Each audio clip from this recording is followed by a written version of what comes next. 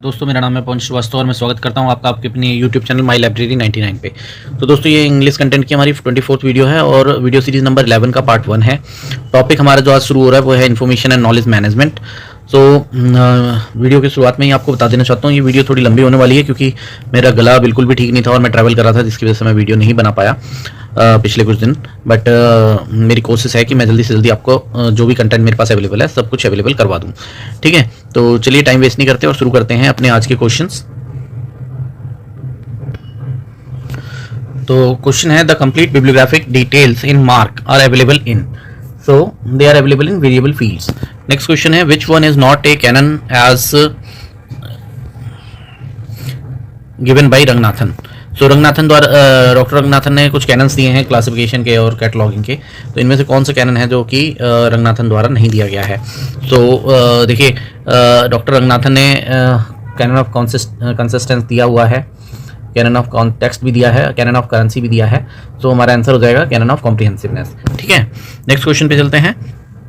Next question है the input centre for INIS in India is, so input centre for INIS in India is BARC. Okay, अगला सवाल है the provision of face relation in DDC was made available from, so it was made available from 11th edition. ठीक है, next question है the boolean operator and is related to, so boolean operator and is related to additive. Dewey Decimal classification is now looked after by, Dewey Decimal classification is now looked after by OCLC. Next question है a type of indexing where terms are coordinated prior to searching. तो देखिए question में ही answer है that is called pre-coordinated indexing. अगला सवाल है Unimark was developed under the umbrella of, so Unimark was developed under the umbrella of IFLA. ठीक है, अगले सवाल पे चलते हैं। अगला सवाल है 260 tag in mark format marks, so 260 tag mark format में किसका होता है, ये पब्लिकेशन इन्फॉर्मेशन के लिए होता है। नेक्स्ट क्वेश्चन है which one is not a canon as given by Ranganathan, वही क्वेश्चन रिपीट हो गया है, इसका आंसर हम पहले ही बता चुके हैं कॉम्प्रिहेंसिवनेस, ये कैनन जो है वो डॉक्टर रंगनाथन द्वारा नहीं दिया गया था। नेक्स्ट क्वेश्चन पे चलते हैं who is the author of subject catalogue, तो सब्जेक्ट कैटलॉग के ऑथर कौन है, सब्जेक्ट कैटलॉग के ऑथर जो है वो ईजे कोट्स हैं। अगला सवाल है in cataloguing the square brackets are used, so cataloguing में स्क्वायर ब्रैकेट किसके लिए यूज होता है, to enclose information taken from outside, right. तो कैटलॉगिंग में अगर स्क्वायर ब्रैकेट के अंदर कोई इन्फॉर्मेशन लिखी हुई है तो इसका मतलब है ये इन्फॉर्मेशन आउटसाइड से बाहर से लिया गया है। ठीक है, अगला सवाल है which section of AACR 2R deals with serial publication, so AACR 2R का सेक्शन पार्ट ए सेक्शन 12 जो है वो सीरियल पब्लिकेशन से डील करता है। नेक्स्ट क्वेश्चन देख लेते हैं a version of quick augmented with author name is called, so quick augmented with author name is called 1x। ठीक है, अगले सवाल पे चलते हैं CODEN is connected with, CODEN किससे कनेक्टेड है, so CODEN is connected with serials. Okay, next question देख लेते हैं। नेक्स्ट क्वेश्चन क्या है,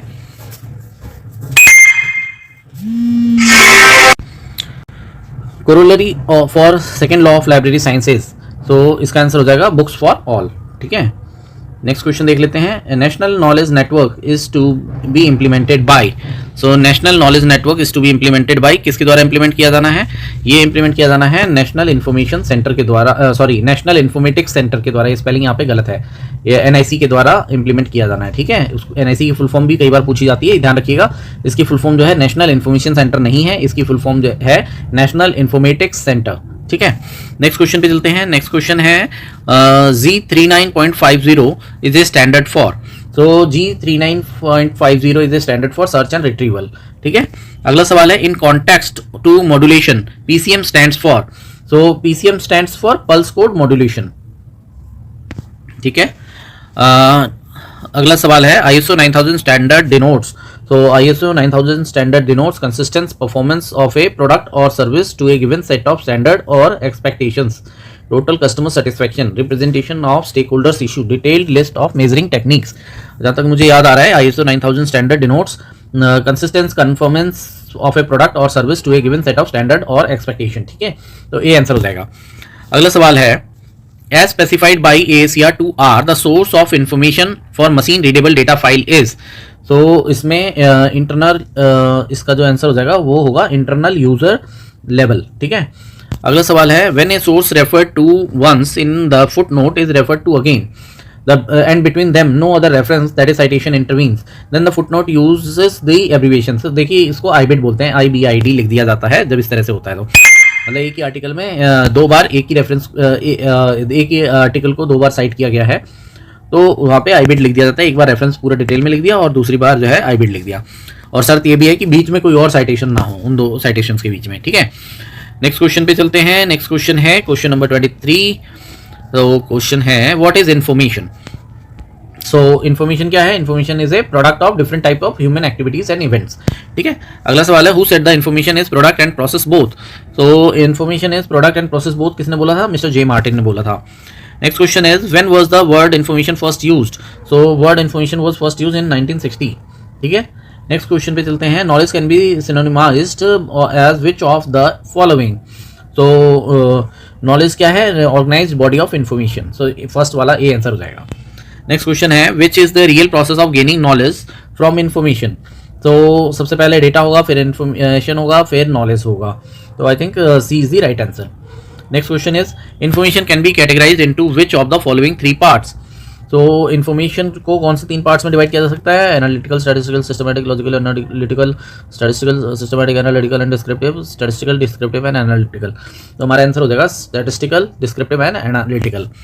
नेक्स्ट क्वेश्चन है mode of formation of subjects is a part of which process of library. So that is a part of classification, ठीक है।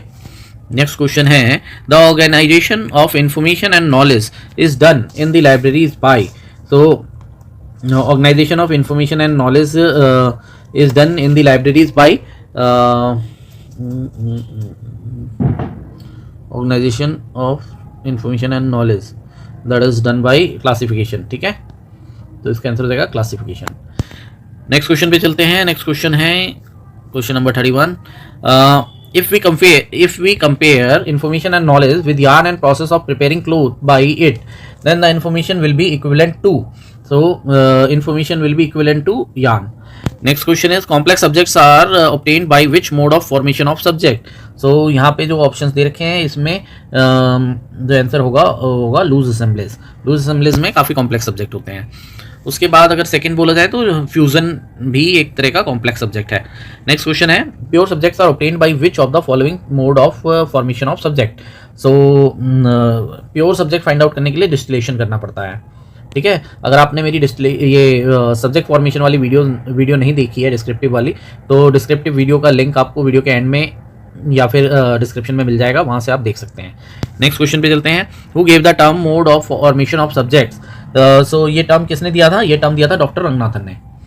अगला सवाल है oceanography is obtained by which mode of formation of subject. So ये denudation से ये oceanography किससे मिलता है? ये मिलेगा क्लस्टर से, ठीक है। नेक्स्ट क्वेश्चन है formation of chains is due to result of which mode of formation of subject. Formation of chains is due to the result of which mode of formation of subject. ये यहाँ पे हो जाएगा denotation, ठीक है। Who devised first bibliographic classification scheme. तो first class bibliographic classification scheme ये किसने डिवाइस किया था? ये मिस्टर गेस्नर ने डिवाइस किया था। नेक्स्ट क्वेश्चन है the subject such as neutral science, social science, humanities are obtained by which mode of formation of subject. The subject such as natural sciences, social sciences, humanities. तो ये है agglomeration से बनाए जाते हैं। नेक्स्ट क्वेश्चन है what is the meaning of dichotomy. What is the meaning of dichotomy. So dichotomy का मतलब हो गया डिवीजन इनटू 10, ठीक है। अगला सवाल है basic subjects are obtained by which mode of formation of subject. So basic subject कौन से mode of formation of subject से मिलते हैं? तो हमारे ऑप्शंस हैं फिजन, फ्यूजन, डिस्टिलेशन, डेनोडेशन। हमारा आंसर हो जाएगा फिजन। फिजन से हमें बेसिक सब्जेक्ट मिल जाता है। The subject such as biochemistry और biotechnology are examples of generation of new subjects by which of the following modes of formation of subjects. So ये कैसे बनते हैं? ये फ्यूजन से बनते हैं, जिसमें दो अलग अलग सब्जेक्ट्स को मिला के एक नया सब्जेक्ट बना दिया जाता है। अगला सवाल है विच of the following is meant for bringing together the related documents of same subject at one place. ये होता है क्लासिफिकेशन से। क्लासिफिकेशन में हम यही तो करते हैं ना, एक तरह के डॉक्यूमेंट्स जो हैं उनको एक साथ ले आते हैं। We bring together all the related documents, okay. Next question है the mode by which a thing can be rolled into a ball or together in a round manner is called. So इसको हम बोलेंगे fission. Okay, next question है flowering plants and non flowering plants is the provision obtained by which mode of formation of subject. So इसको हम बोलेंगे denudation. ठीक है, next question पे चलते हैं। नेक्स्ट क्वेश्चन है the classification of things according to size colour etcetera is called. तो क्लासिफिकेशन ऑफ थिंग्स जो कि साइज कलर और एक्सेट्रा पे बेस्ड होता है, दैट इज नेचुरल क्लासिफिकेशन। अगला सवाल है cluster was formerly known as which mode of formation of subject. So cluster was formerly known as subject bundle. Okay, अगला सवाल है द प्रोसेसेस ऑफ डिकोटोमी और dichotomy in classification are related with which type of which of the following. So हमारे options हैं tree of Porphyry and method of residue, बीमेस्ट, chain procedure. हमारा जो correct answer है वो हो जाएगा ट्री ऑफ पिफेरी। ठीक है, अगले सवाल पे चलते हैं। नेक्स्ट क्वेश्चन है who was the first scholar of book classification. तो first scholar of book classification कौन था? Mister Bacon. ओके, अगला सवाल है who wrote the book Prolegomena. So ये तो सभी को पता है, इसका आंसर है डॉक्टर एस आर रंगनाथन। ठीक है, अगला सवाल है the name of Gesner is related to which of the following. तो मिस्टर गेस्नर का नाम जो है वो क्लासिफिकेशन से रिलेटेड था। ठीक है, तो ठीक है दोस्तों, अभी के लिए इतना ही, मिलते हैं अगली वीडियो में, तब तक के लिए बाय बाय।